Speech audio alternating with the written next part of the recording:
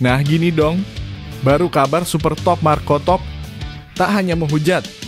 Pengamat sepak bola ini beri saran ke Shin Tae-yong cara lawan Jepang dan Arab Saudi.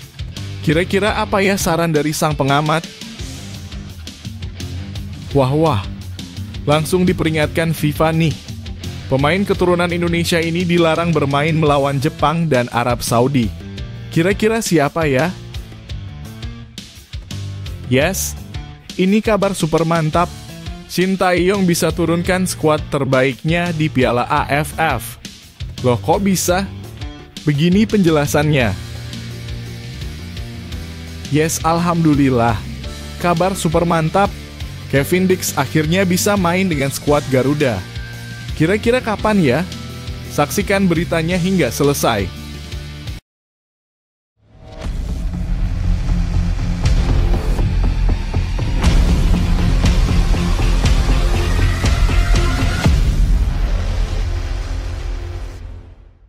Mohon subscribe channel Timnasku Indonesia agar tidak ketinggalan informasi Timnas Indonesia. FIFA larang dua pemain ini untuk bela Timnas Indonesia saat melawan Jepang dan Arab Saudi. Kabar mengejutkan datang dari FIFA yang mengumumkan larangan terhadap dua pemain keturunan berkualitas grade A untuk bergabung dengan Timnas Indonesia dalam kualifikasi Piala Dunia 2026.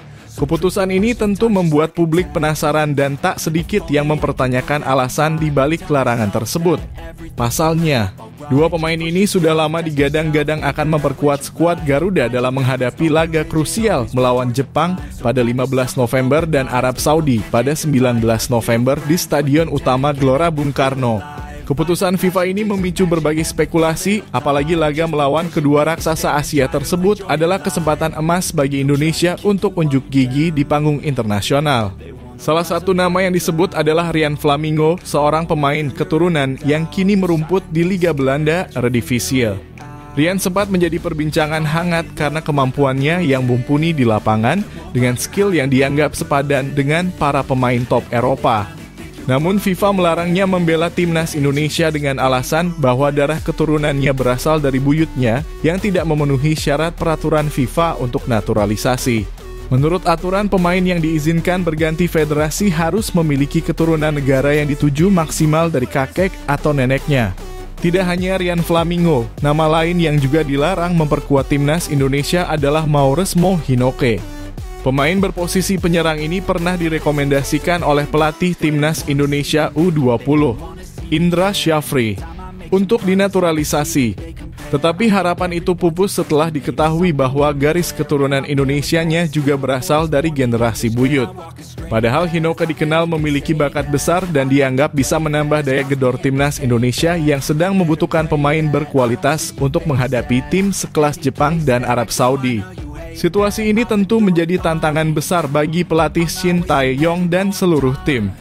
Tanpa kehadiran dua pemain potensial ini, apakah Indonesia bisa memberikan perlawanan sengit kepada Jepang dan Arab Saudi? Ini adalah momen yang sulit bagi tim dan pendukung, tetapi juga momen yang bisa memicu semangat dan kreativitas tim pelatih untuk mencari strategi alternatif demi menghadapi laga berat tersebut. Keputusan FIFA ini tentunya tidak hanya menarik perhatian penggemar sepak bola di Indonesia, tetapi juga mencuri perhatian dari banyak pihak yang ingin melihat perkembangan kebijakan FIFA terhadap pemain keturunan. Banyak penggemar yang kini beralih ke media sosial dan forum online untuk membahas hal ini. Apakah Anda setuju dengan keputusan FIFA ini? Bagaimana perasaan Anda sebagai pendukung Timnas? Bagikan pandangan Anda di kolom komentar.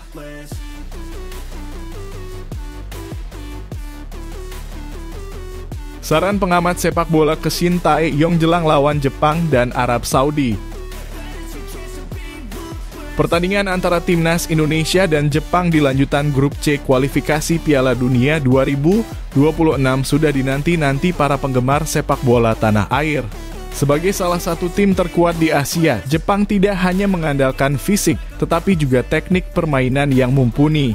Berada di puncak klasemen grup C dengan koleksi 10 poin tanpa tersentuh kekalahan, Jepang jelas menjadi lawan terberat bagi Indonesia yang kini berada di urutan kelima dengan 3 poin.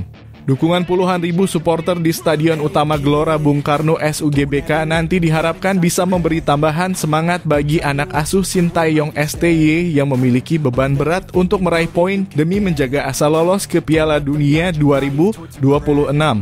Pengamat sepak bola nasional Aris Budi Sulistyo memberikan beberapa masukan yang menarik untuk disimak oleh STY menjelang laga melawan Jepang. Menurutnya, STY perlu mengatur strategi dengan matang karena kesalahan sedikit saja dapat berakibat fatal melawan tim sekuat Jepang. Harus diakui Jepang memang masih satu tingkat di atas kita, tetapi dalam sepak bola segala sesuatu bisa terjadi. Kita harus tampil berani dengan tidak terlalu cepat kehilangan bola, harus berani menguasai bola dan mengatur tempo permainan, ungkap Aris dalam wawancaranya dengan bola.com. Aris juga menyoroti pentingnya pertahanan yang solid serta hindari melakukan pelanggaran yang tidak perlu. Menurutnya, strategi serangan balik bisa menjadi pilihan, tetapi harus dijalankan dengan sabar sambil membaca pola permainan Jepang. Ia juga mengingatkan bahwa, meski dukungan supporter adalah keuntungan besar bagi timnas Indonesia, kondisi ini perlu disikapi dengan hati-hati agar tidak membuat pemain terlalu percaya diri hingga membuat kesalahan yang tidak perlu. Butuh konsentrasi penuh, semoga nanti melawan Jepang bisa membuahkan hasil yang positif, tambahnya. Secara sejarah, Indonesia sudah bertemu Jepang sebanyak 16 kali, tetapi kemenangan terakhir Indonesia terjadi lebih dari 4 dekade lalu, tepatnya pada 24 Februari 1981. Momen tersebut menjadi bukti betapa sulitnya mengalahkan tim seperti Jepang, apalagi setelah Jepang menjadi langganan di ajang-ajang besar, termasuk Piala Dunia. Aris menyebutkan bahwa timnas Indonesia dapat belajar banyak dari pertemuan terakhir melawan Jepang di Piala Asia 2023. Saat itu Jepang berhasil menang dengan skor 3-1 melalui aksi Aya Seuda dan gol bunuh diri dari Justin Hubner. Aris mengingatkan bahwa Jepang memiliki gaya bermain yang menggabungkan kekuatan fisik dan teknik, mirip dengan gaya sepak bola Brasil. Sehingga sangat penting bagi Indonesia untuk mampu bertahan sembari menunggu momen yang tepat untuk menyerang. Banyak yang bertanya-tanya apakah STY mampu meramu strategi jitu untuk setidaknya menahan imbang Jepang. Beberapa penggemar mungkin merasa pesimis, tetapi optimisme tetap ada.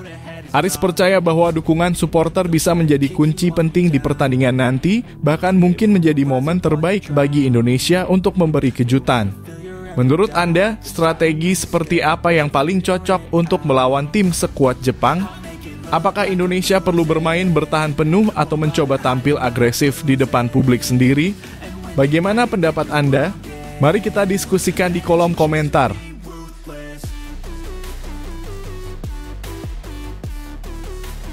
Sintayong bisa turunkan tim terbaik di Piala AFF.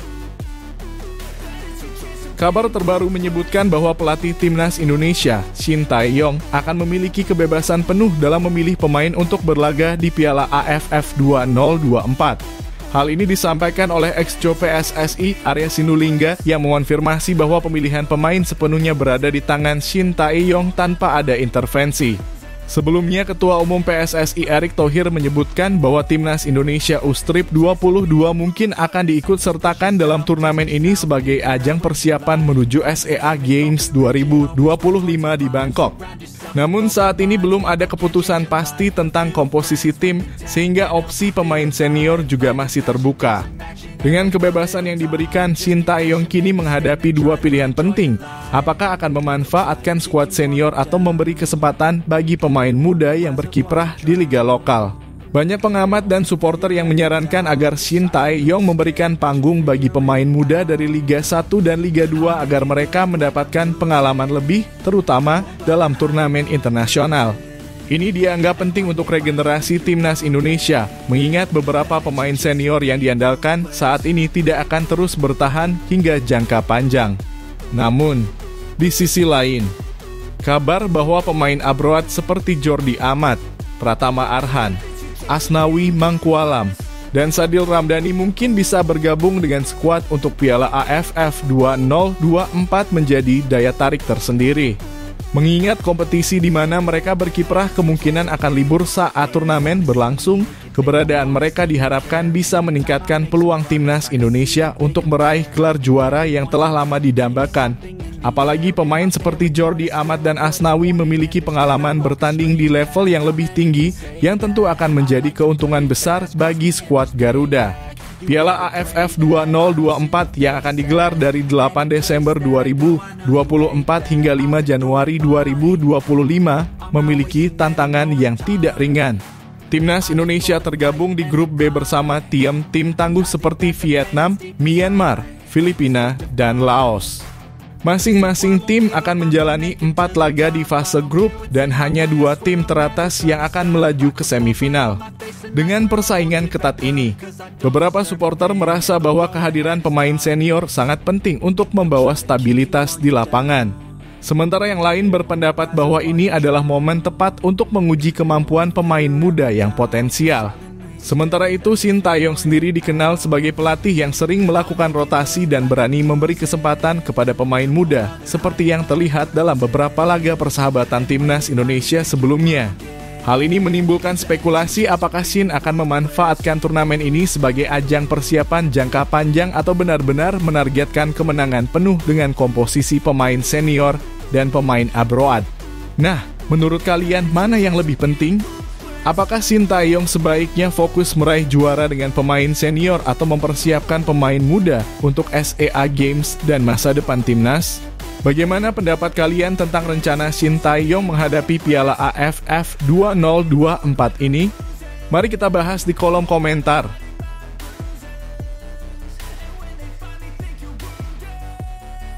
Kevin Dix bisa bermain dengan timnas Indonesia.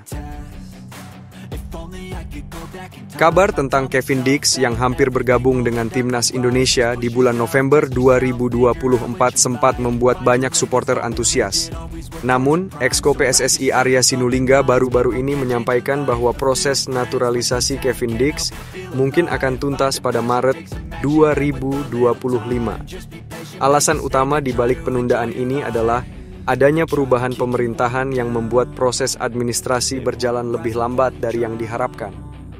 Setelah menghadiri acara Mandiri Media Cup di Stadion Asiop, Arya mengatakan bahwa meskipun Kevin belum bisa turun dalam waktu dekat, pihaknya tetap optimis bahwa Maret adalah target realistis. Dengan penundaan ini, Kevin Dix tidak akan memperkuat timnas Indonesia dalam laga krusial melawan Jepang dan Arab Saudi pada November.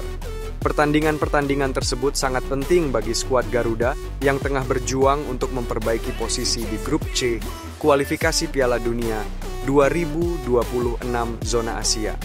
Hasil imbang 2-2 dengan Bahrain dan kekalahan 1-2 dari Cina membuat timnas Indonesia butuh hasil maksimal saat menjamu Jepang di Stadion Utama Gelora Bung Karno dan bertandang ke Arab Saudi. Tentu saja, absennya Kevin Dix di pertandingan tersebut menimbulkan rasa kecewa bagi sebagian supporter yang berharap kehadirannya dapat memperkuat lini pertahanan timnas Indonesia. Namun, Arya juga menambahkan bahwa meskipun Kevin Dix baru akan bisa bergabung pada Maret, persiapan untuk kedatangannya sudah dimulai. Hal ini mencakup proses administrasi yang diperlukan, adaptasi, hingga rencana untuk menyelaraskan permainan Dix dengan gaya permainan timnas di bawah asuhan Shin Tae-yong.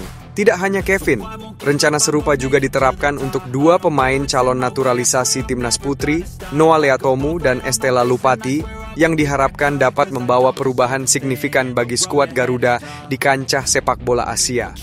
Meskipun pengumuman ini sedikit mengecewakan bagi mereka yang menunggu debut Kevin Dix pada bulan November, banyak penggemar yang tetap optimis bahwa hadirnya pemain-pemain berkualitas di bulan Maret akan membawa dampak positif bagi perjalanan timnas Indonesia di babak selanjutnya. Dukungan supporter pun semakin penting dalam menghadapi tantangan berat di laga-laga mendatang, terutama untuk menjaga harapan lolos ke Piala Dunia tetap hidup. Lalu bagaimana menurut kalian?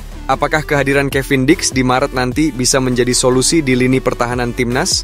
Atau seharusnya PSSI fokus membangun tim dari pemain lokal yang sudah ada? Mari kita diskusikan bersama di kolom komentar.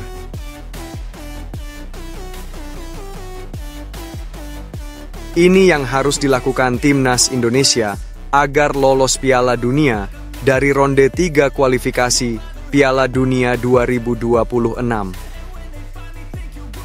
Timnas Indonesia kini berada di ronde ketiga kualifikasi Piala Dunia 2026 dan mereka menghadapi tantangan berat untuk lolos ke putaran selanjutnya.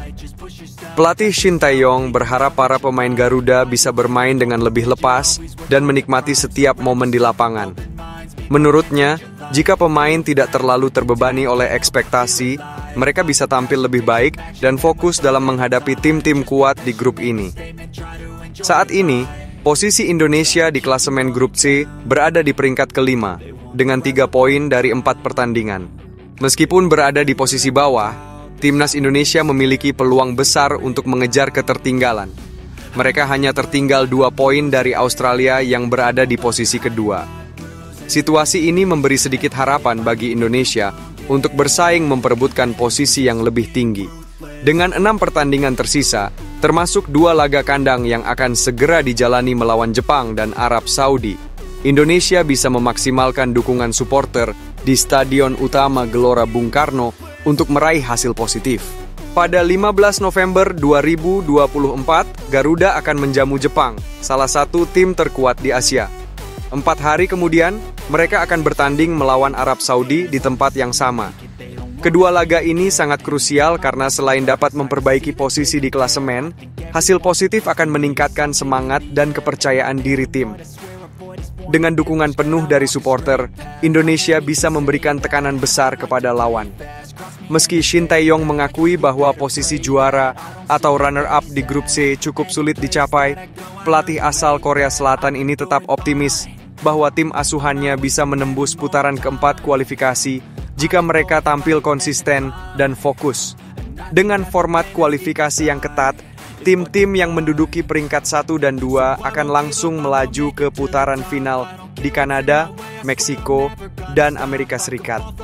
Sementara itu, posisi ketiga dan keempat masih memiliki kesempatan di putaran keempat, sementara posisi kelima dan keenam akan tereliminasi. Pertanyaannya sekarang, apakah Garuda bisa tampil lebih solid untuk bertahan di papan tengah atau bahkan naik ke posisi aman di klasemen? Bagaimana strategi Shin Tae-yong mempersiapkan mental dan taktik anak asuhnya menghadapi raksasa Asia seperti Jepang dan Arab Saudi?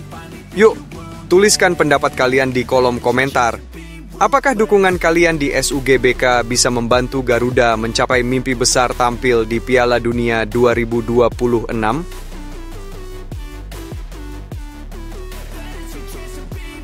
Pemain naturalisasi harus jadi pemain inti. Isu pemain naturalisasi yang ditempatkan di bangku cadangan terus menjadi sorotan hangat publik sepak bola Indonesia. Banyak netizen mempertanyakan alasan pelatih Shin Tae-yong memilih untuk tidak menjadikan mereka pemain inti di setiap pertandingan.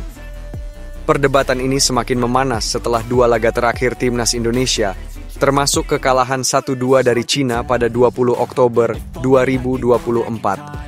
Saat itu, Tom Hye hanya dimainkan di babak kedua, sementara Eliano Reinders bahkan tak masuk dalam daftar susunan pemain.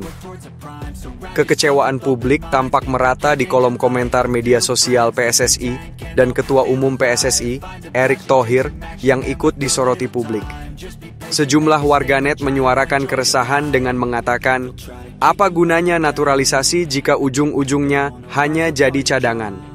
Ada pula yang mempertanyakan, apakah Shin Tae-yong memang pelatih yang tepat untuk menangani skuad yang kini diperkuat pemain naturalisasi?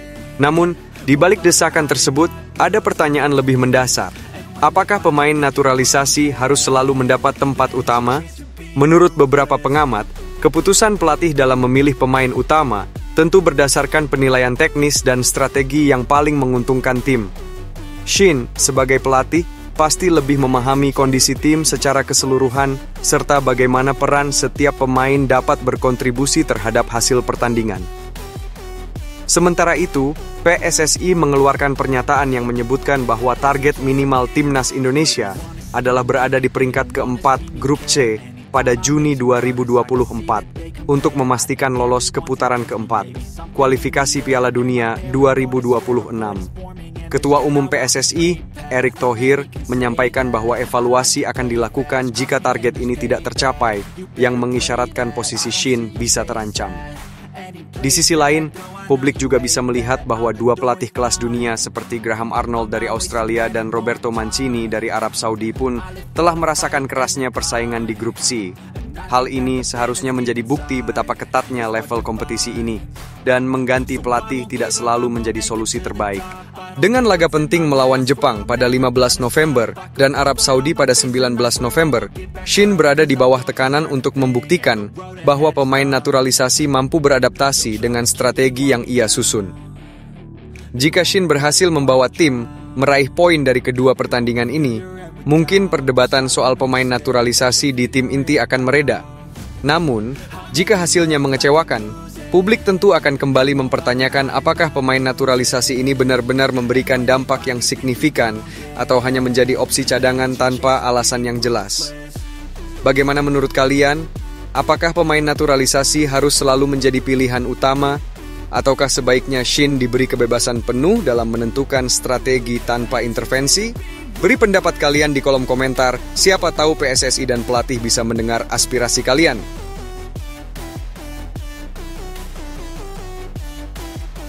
AFC akhirnya respon permintaan Timnas Indonesia saat minta keadilan wasit di laga lawan Bahrain. Akhirnya, Konfederasi Sepak Bola Asia AFC memberikan respons terhadap permintaan PSSI yang menginginkan keadilan dalam penunjukan wasit, terutama setelah insiden yang merugikan Timnas Indonesia saat melawan Bahrain di kualifikasi Piala Dunia 2026 zona Asia. Momen ini tercipta dalam acara Member Associations Regional Associations Presidents General Secretariat di Seoul, Korea Selatan, pada tanggal 30 Oktober hingga 1 November 2024, yang juga dihadiri oleh Presiden FIFA, Gianni Infantino, serta Presiden AFC, Sheikh Salman. PSSI diwakili oleh anggota Komite Eksekutif, Muhammad, dan Sekjen PSSI, Yunus Nusi. Insiden yang menjadi pemicu protes PSSI terjadi pada laga Timnas Indonesia kontra Bahrain pada 10 Oktober 2024 yang berakhir dengan skor imbang 2-2. Dalam pertandingan tersebut, Indonesia yang berada di bawah asuhan Shin Tae-yong kehilangan kemenangan akibat keputusan wasit asal Oman, Ahmed Al-Kaf. Wasit ini memberikan tambahan waktu hingga 9 menit, meskipun awalnya hanya diumumkan 6 menit. Di menit ke-9, gawang Maarten Paes akhirnya kebobolan yang menyebabkan kemenangan Indonesia di depan mata hilang begitu saja. Keputusan wasit itu dinilai kontroversial dan menjadi bahan perbincangan hangat di kalangan supporter serta media sosial. Dalam acara di Seoul, Yunus Nusi mengungkapkan bahwa PSSI sempat berdiskusi langsung dengan Sekjen AFC, Dato Windsor John. Salah satu poin penting dalam diskusi tersebut adalah keinginan PSSI agar AFC menunjuk wasit yang netral dan benar-benar adil dalam pertandingan yang melibatkan Timnas Indonesia. Yunus menegaskan pentingnya perangkat pertandingan dari wilayah atau regional yang netral untuk mengurangi potensi bias yang mungkin merugikan salah satu tim. Kami telah berdiskusi beberapa hal dengan Sekjen AFC, Dato Windsor John, termasuk terkait pertandingan terdekat di kualifikasi Piala Dunia 2026 mendatang, ungkap Yunus Nusi. PSSI menyarankan agar perangkat pertandingan yang memimpin laga Timnas Indonesia berasal dari region netral agar keadilan dapat terjamin. Sekjen AFC pun merespons positif usulan tersebut, menunjukkan komitmen AFC untuk mendengarkan aspirasi negara anggotanya. Dukungan AFC ini dianggap sebagai langkah maju untuk menciptakan kondisi pertandingan yang lebih sportif dan transparan, terutama dalam ajang penting seperti kualifikasi Piala Dunia. Pertandingan terdekat Timnas Indonesia yang dinantikan adalah saat melawan Jepang di Stadion Utama Gelora Bung Karno SUGBK, Jakarta, pada 15 November 2024. Diikuti laga kontra Arab Saudi pada 19 November 2024 di tempat yang sama. Laga-laga ini diharapkan dapat berjalan dengan adil dan menjunjung tinggi fair play, tanpa adanya keputusan kontroversial dari perangkat pertandingan. Bagaimana menurut kalian, apakah permintaan PSSI ini sudah cukup untuk menjamin keadilan bagi timnas Indonesia di laga-laga berikutnya? Atau mungkin ada hal lain yang perlu diperjuangkan agar prestasi timnas semakin bersinar? Silakan berikan pendapat kalian di kolom komentar.